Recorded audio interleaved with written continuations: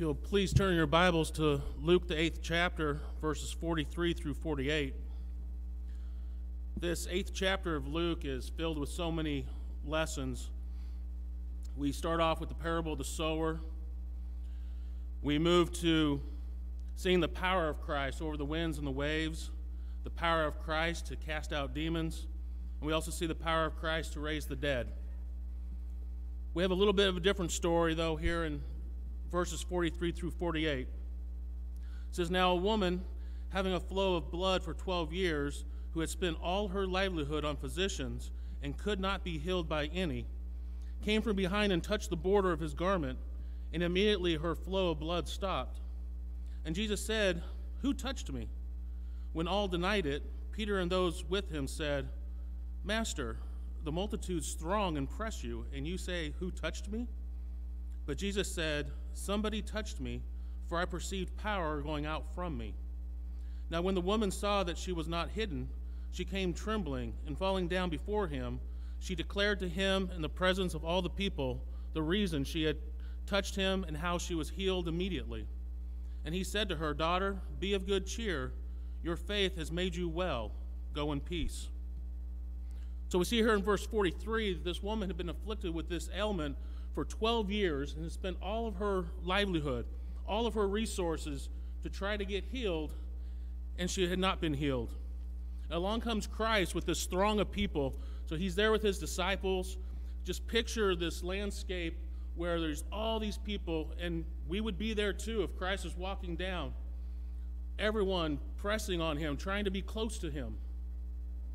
And this woman has the faith to say, if I can but touch his garment, I can be healed.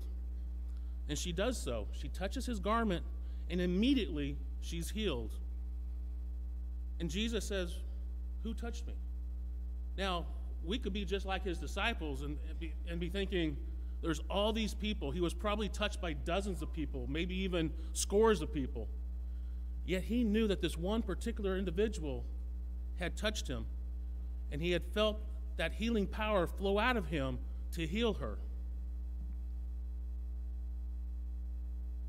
This woman was healed by just touching him because of the faith that she had. Verse 48, Christ tells her, your faith had made you well. This is such a great lesson for us. Now for us, the healing that we can receive from Christ, of course, is spiritual, the cleansing of our souls. There are great multitudes throughout Dallas-Fort Worth, throughout this country, many parts of the world who are thronging to be with Christ. However, they're not doing so in the way that he has prescribed. All those other people who had touched Christ did not do so in a manner to be healed because of their faith. And none of them were healed of anything. We don't read of any other instance. We don't read. Christ himself knows that this particular person received his healing power and no one else. So just like all these people in the world who are seeking Christ, saying that they are seeking Christ, but if they're not doing so in the right way, they're never going to receive that healing touch. If you understand the need to approach Christ through baptism into his death, and yet you have not done so, we invite you to do so now. If you have been baptized but have not been living like you should under the terms that Christ has set forth, and if you have sinned publicly and need to confess publicly, we also invite you to do so